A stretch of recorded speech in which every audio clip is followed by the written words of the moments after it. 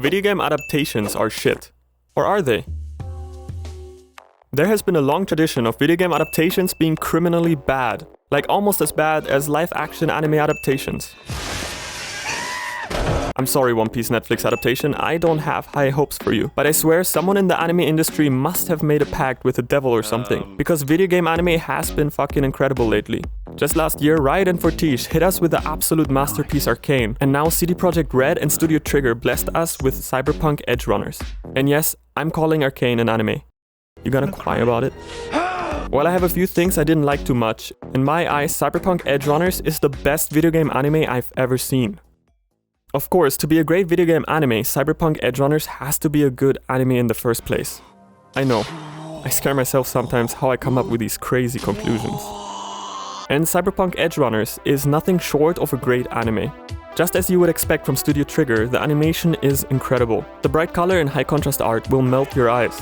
In a good way. And as someone whose eyes have been melted, I can tell you that it was totally worth it. But what Studio Trigger probably does the best is action. And oh boy, is there a lot of action in this series. We got a wide selection, from hyper-violent, over-the-top adrenaline-inducing action all the way to ridiculous kung fu scenes that will have you die laughing. However, I do have some problems with the action in the show, but we will get to that one later. What really surprised me is that in a show with tons of sexuality and almost psychedelic fight scenes, the slower character moments were the thing that stood out to me the most. Maybe it's because I'm boring, but especially the scene on the moon is living in my head rent-free. It's just one breathtaking composition after another, and I'm truly in love with these visuals.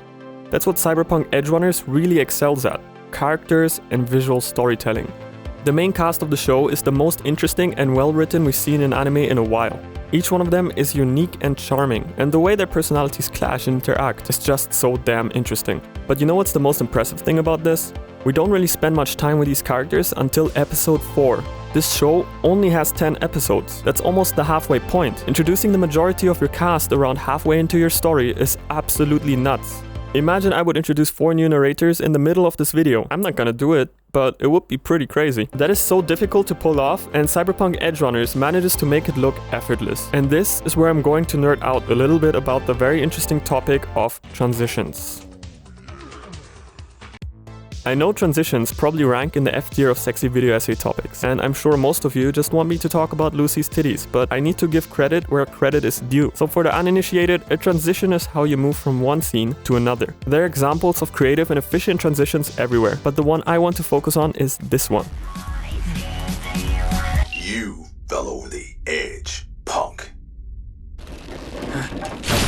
The technique used here is nothing revolutionary and is called a J-cut. It's when you let the sound of the next scene start playing before the visuals are shown. For example, that just now was a J-cut. In addition to the J-cut, they use text and music to really make this transition jarring, confusing, and extremely unexpected. I'm not going to make an in-depth breakdown, but this masterful use of simple techniques is what makes this fast-paced show work and really helps to sell the emotions the story tries to hit. So how does this relate to introducing new characters? Episode 4 manages to quickly establish the new characters by using a well-paced and well-crafted montage. It uses conversation to mask its transitions in time and space. We're moving days, months potentially ahead. But it doesn't feel jarring because it's all connected through what seems like one coherent conversation. It was honestly heartwarming to see David find a place where he can feel like he belongs. However, in the same damn episode, the show reminds you that this world is cruel and none of your now beloved characters are safe from getting shot by a guy pissing into a barrel. This story, after making you fall in love with these characters in the span of one episode, it then manages to completely fuck you up emotionally in the span of the next 2 episodes. Episode 6 is one of the most heartbreaking and harrowing single episodes of anime I've seen in a long time. The essential fact is, to get real suspense, you must let the audience have information. From the very beginning of the episode, the show makes it very clear what is going to happen. And this just immediately creates tension. I don't want it to happen, you don't want it to happen, but we are powerless and all we can do is wait for the bomb to go smack us in the face. This is just great storytelling, period, and I hope that you realize how much more this show has to offer than just hype and amazing animation. Unfortunately, I think that episode 6 is the peak of the show and its quality went down starting episode 7. But before talking about why I think the show got worse, now's the best time to address why I think this is the perfect video game anime.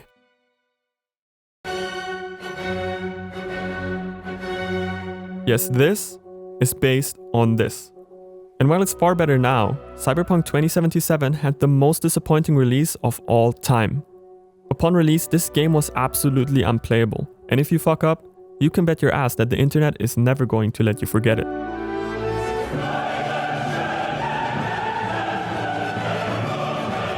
It is the buggiest game I have ever played at launch. And now I want to buy this piece of shit. This anime is the best goddamn video game advertisement ever. Take my fucking money, CD Projekt Red. I don't care anymore. I want to kick Adam Smash's ass, use Lucy's weapons, visit Rebecca's apartment, find David's sweet ass crib, get myself chromed up, swoop around using the Santa Vista, and wreck some fucking car. Apologies, I got a bit carried away there. While shows like Arcane have amazing world building, you cannot explore the world of Runeterra in League of Legends. However, the places in Cyberpunk Edgerunners actually exist in the game. I'm pretty sure the animators based their version of Night City directly on the video game map, because even insignificant places like Rebecca's apartment have been found in the game. It's one of those rare times a show improves the experience you will have with the game and vice versa. How many times have you watched a great anime with an amazing world and wished you could jump into it? Well, you actually can with Cyberpunk 2077. You can explore the grimy streets of the slums and hopefully get one of those. You can enjoy the nightlife and explore the futuristic sceneries of Night City yourself. Another thing that is closely tied to the game is the fantastic music of the show. I didn't know this while watching, but a lot of the songs used for the show come directly from the radio in the game. There's a wide variety of genres used in the soundtrack, and I'm sure that there will be something for everyone here. And you can bet your ass that I will be jamming to these songs while driving around the game. I think by now you realize just how closely the show and the game are related, in a way that most video game adaptations aren't. It's extremely hard to adapt a video game to an anime or movie because you're removing the option of interaction and choice, which makes a lot of mechanics and concepts that can be fun in game extremely boring. That's why most adaptations that aren't a dumpster fire try to just take bits of lore and world building and make a new narrative around that. But this show could legitimately be a DLC for Cyberpunk 2077 without any problem whatsoever. It translates to the game extremely well, and that's what makes this show the greatest video game anime I've ever seen. Unfortunately, I do believe the show needed more time after episode 6, and episode 7 onwards had all of the fun action with almost none of the character moments that made the earlier parts so brilliant. If you have noticed, I have yet to talk about the most important character of the show, David Martinez, and it's for the simple reason that I think they did my man dirty here. His character especially would have benefited so much from a few extra episodes. The initial introduction to his character was perfect. We can tell that he's a gifted kid that was born into a world that doesn't care about how much you could contribute to it. It is a world that only cares about the contents of your wallet. And it is a world where the strong take all and the weak are left to suffer. He's a person with a good heart and genuinely cares about those around him. And through his mother and Maine, we can see that he doesn't know what he wants out of life or who he is, instead choosing to follow whichever path the people he loves put upon him. David Martinez is a really great main character, and they did jack shit with all of the things they've set up. To me, it felt like this show was always on the verge of saying something profound with the things they've set up, especially with David. They dipped their toes into the water here or there,